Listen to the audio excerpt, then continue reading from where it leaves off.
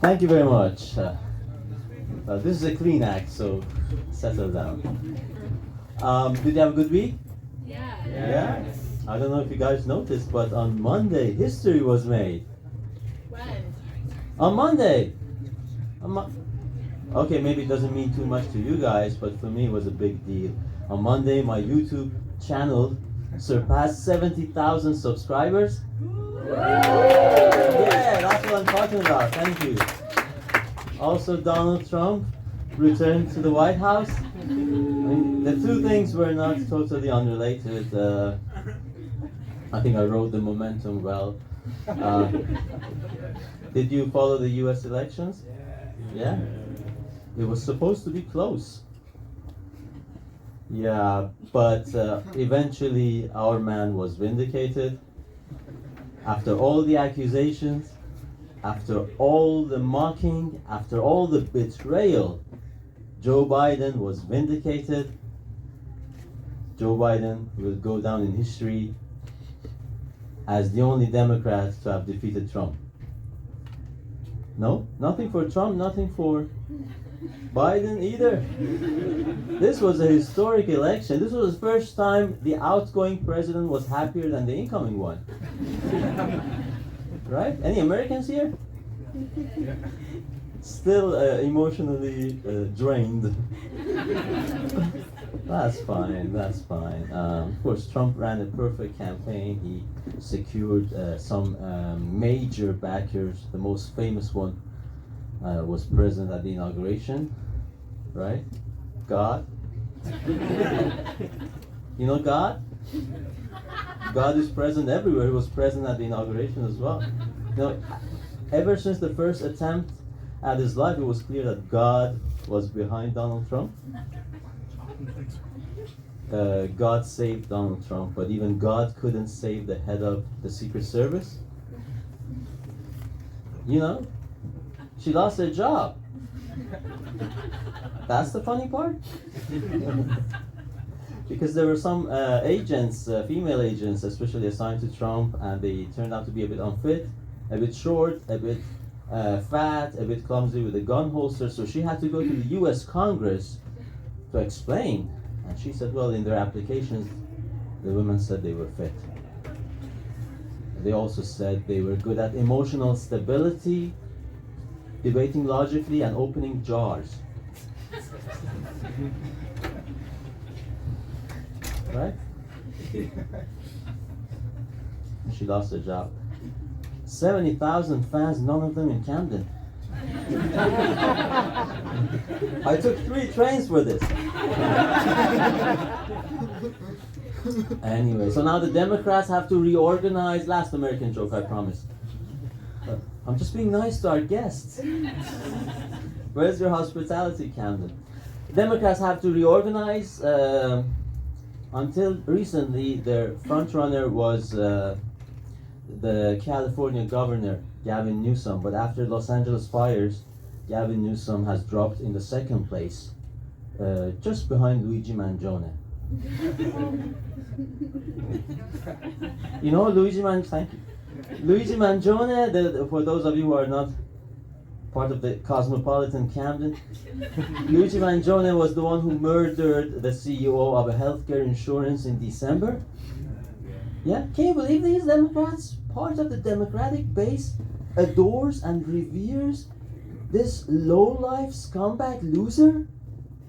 And the rest of them like Luigi Mangione? These bits are gonna kill on YouTube, but some of these are for my YouTube fans. I'm trying to read the room. Do you guys like The World? This is a very world-oriented set. When I was a child, I wanted to be Italian. Anyone else?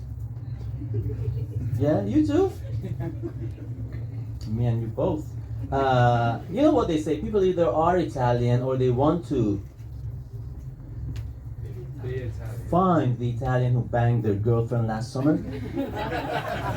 We've all heard this expression. It's a classic, right? But I had a good reason, bear with me. I wanted to be Italian so badly because I was born in bloody Italy. Fair enough? Yeah, you'd think so, wouldn't you? But the Italian government is not like the UK government. Even if you were born there, they don't give you the citizenship unless you have Italian parents. They are not like the UK government. Do you know why? Because some governments are stupid. And the Italian government is not one of them. Have you heard of Jihadi John? The Brits? Yeah? You have? Has anybody heard of Jihadi Pavarotti? Nobody has heard about Jihadi Pavarotti because the Italian government is not stupid. This actually reflects and references very well the current heated debate in America over birthright citizenships. This is all tailored in for your pleasure and appreciation. The debate is raging on. By the way, how cool is my accent? I chose to learn English with an American accent because I wanted to sound cool. That's not the funny part. No, the plan initially worked. You know, in Italy, people were like, the Italians were like, yeah, Americans saved us in the World War and protected us in the Cold War. E tu sei cool, sei veramente cool, sei proprio cool. And then I moved to Germany, and the Germans were like, yeah, Americans saved us in the World War and protected us in the Cold War. Und du bist cool, voll cool, total cool eigentlich, bist du sehr cool. And then I moved to Britain,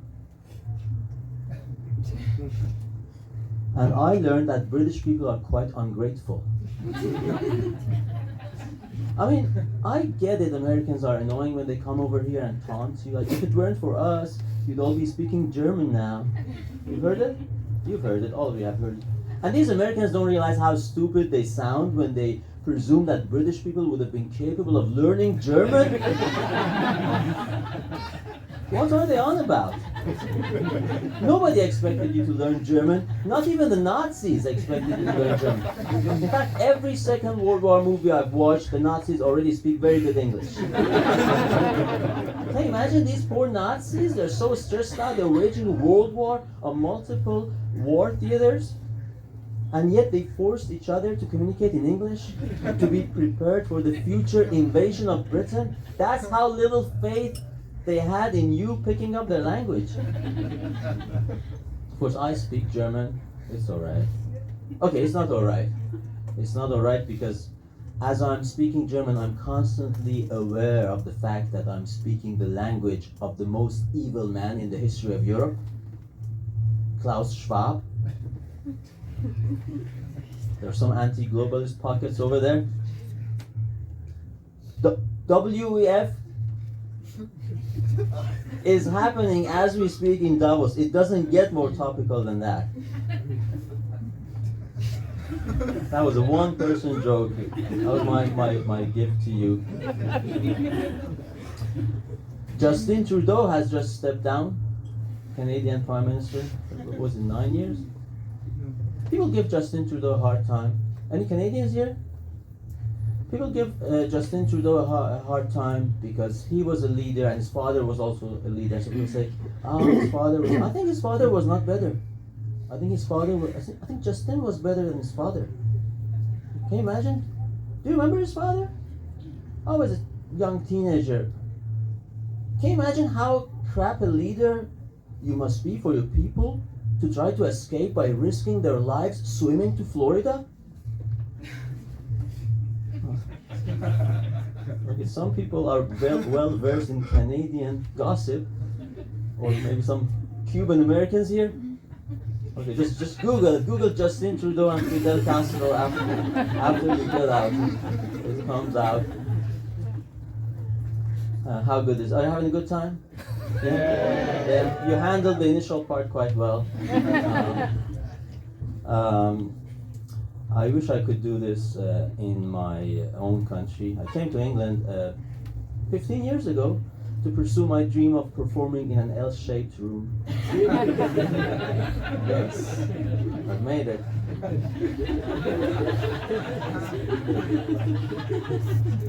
I wish I could do this in Italy, but we don't have stand-up down there, mainly because the weather is nice outside.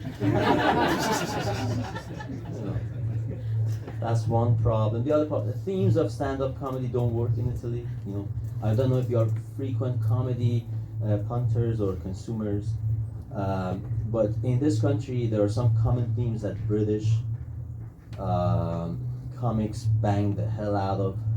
Like they even have a word for it: self-deprecation. British comics come on stage. Oh, I'm such a mess. Oh, I'm such a loser. Oh, my life is falling apart. Italians don't fancy self-deprecation. Italians have been consistently pleased with themselves ever since they invented civilization and roads. A lot of British comics talk about their problems with alcohol. Italians don't get alcohol abuse jokes, you know. The reason is that Italians drink much less than the Brits because Italians need less alcohol to find each other attractive. True story. British comics talk about their problems with the opposite sex, like I can't talk to girls, I can't pull girls. Can you imagine if I went on stage in Italy and told them I couldn't pull girls? That wouldn't make me funny. That would make me a national disgrace. So I moved here, and I like it in Britain because the British have the best sense of humor. Have you heard this? This is true. Do you know why? When you think about it, if my country also had won both world wars and was still smaller and poorer than Germany, I would have wanted to have a bloody good laugh about it as well. Ladies and gentlemen, you have been a great crowd. I have been, save any surprises, the most popular Italian in the room, maybe, hopefully not second to Luigi Mangione. Take care.